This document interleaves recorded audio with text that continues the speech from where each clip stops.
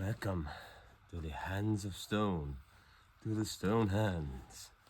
Today we will dwell deep into the topics of the creation, the story of origin, the origin stories.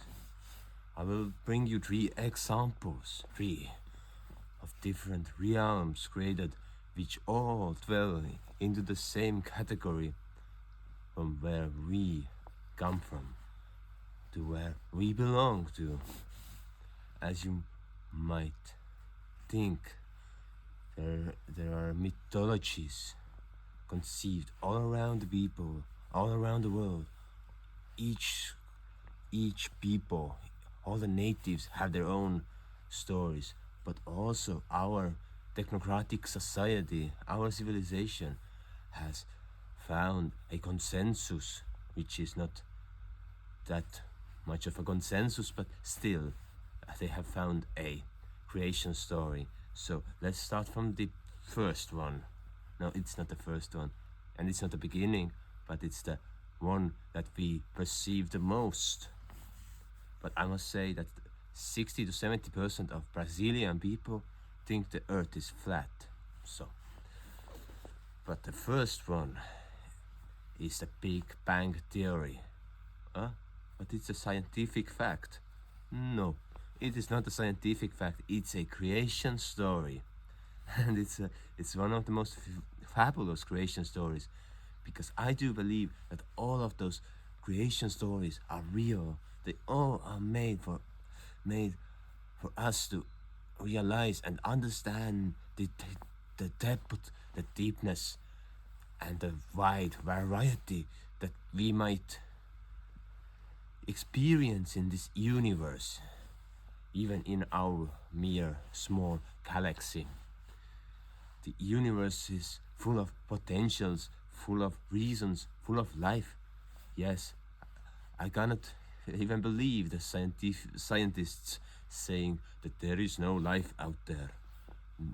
But what about those Pentagon documents? What about those papers that the last Russian Tsar had when he had those trade agreements with the otherworldly civilizations? These are official documents, and the areas of 66 and etc. All those strange places. And we live in Estonia, where there are most alien or UFO sightings in the world.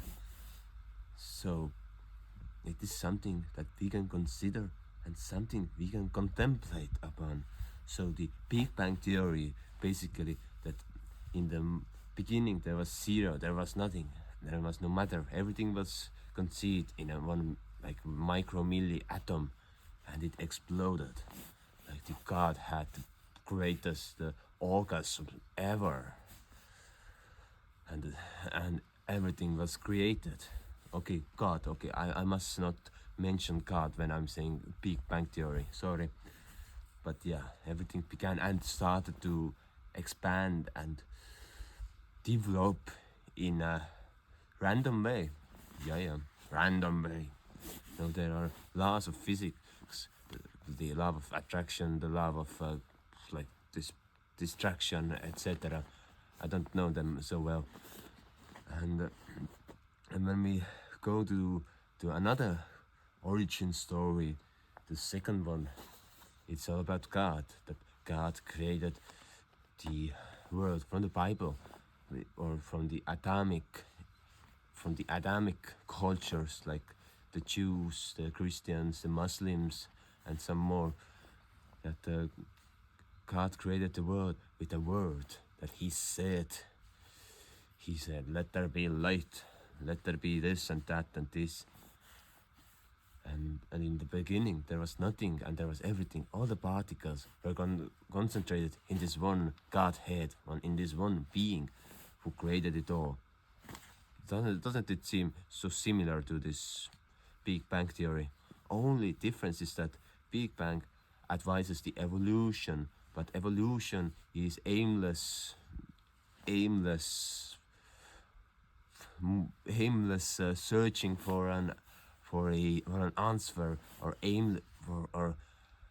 where when the particles don't have direction, but with a God, when we add a God to the theory of the creation, there are particles who have an aim to evolve, to develop a greater sense of self-awareness and well-being and system. And from the Godhead theory, we evolve into the Gaia theory, which remarks this planet as a special one. Like God says also that our planet is the most special one in the universe, and I agree. But I'm not saying that our planet is the only planet that has living beings on it.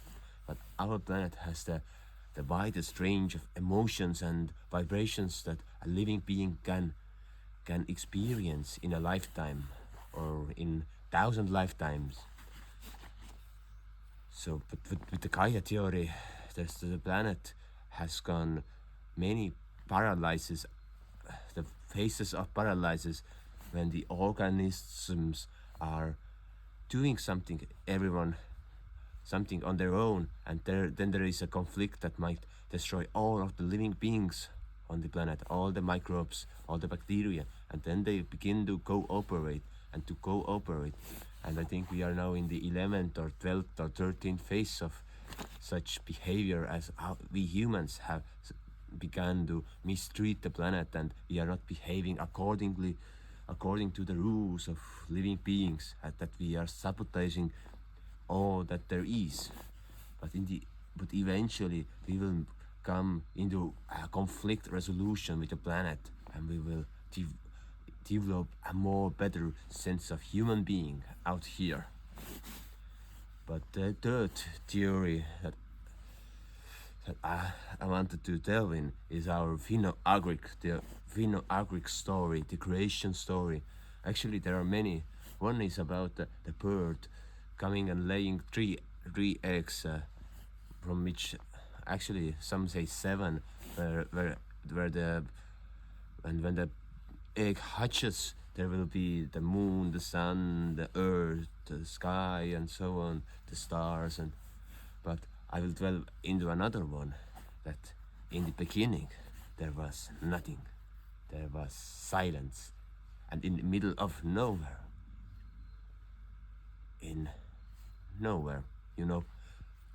there was a blacksmith. There was a house of a blacksmith, and there was the grandfather, and he was hitting the steel. He was smithing great swords and armors and jewelry, the most beautiful artifacts and stars. He was smithing the stars and the sun and the moon and all the beings of the earth. He was smithing them in his blacksmith's cottage. And by the door there was sitting the old devil himself. The devil, yeah, the old devil. But the devil was not allowed inside, and he was just wondering, what is the grandfather doing there all days long? But grandfather did know that when he lets the devil inside, the old devil will just make a huge mess there. He will try to touch everything and play around, and there will be a chaos. But after timeless work, when grandfather had created everything that there is, he fell asleep. And the old devil, he just, oh, the grandfather is sleeping. I must look inside his cottage and see what he has done. So he takes his 2 dirty hands and opens the door with a shriek. And the old devil sees, oh, there are all those marvelous wonders of the world, the stars, the earth, the sun, the armor, the jewelry, the beings, the firstborn humans who the great blacksmith had made. And the old devil goes a few steps ahead and sees there is a great anvil, and there's a fire where there are coals still burning, and the grandfather is sleeping. So, and then there is this great thing where you can push out the air like to heat the fire, and so that old devil thinks, oh, I must try that thing. I must see what it does. I the grandfather will never let me in again. So he goes and pushes the thing like, and all the air pours onto the coals. There's a huge chasm of fire, and the grandfather is like almost waking up, but no. And the old devil sees the chance. Oh, the grandfather is still sleeping, but I must try again. Otherwise, he will not let me in anymore. Never ever. And so he takes it with his both hands and pulls the air out. As and then there's a fire, and some coals are dropping out from the fire, and the mess is starting to happen. And the grandfather is beginning to wake up. Oh, who is in my cottage? But grandfather is, as you know, he's really slow, so he takes his time to wake up. And so the old devil sees a chance. Oh, the grandfather is waking up, but I have some time. I have time that I can pull it one more time. So he takes it with his both hands, and as hard as he can, he pulls the air out of the blower into the fire, and all the stars and the sun and the old devil and grandfather themselves, and they are blown out from the doors and from the windows, and everything explodes, and they disappear into the universe. Now there were the stars and the moons and then there was the darkness and the light. The dance had begun. That's one really beautiful story, and as you see, those three stories are so similar with each other. So I hope you enjoy and go delve deeper into the Big Bang, into the creation of the universe, as we all are spiritual beings learning to materialize our own inner wishes, our own doubts, and to be the greatest versions of ourselves. So, have a good day. Bye.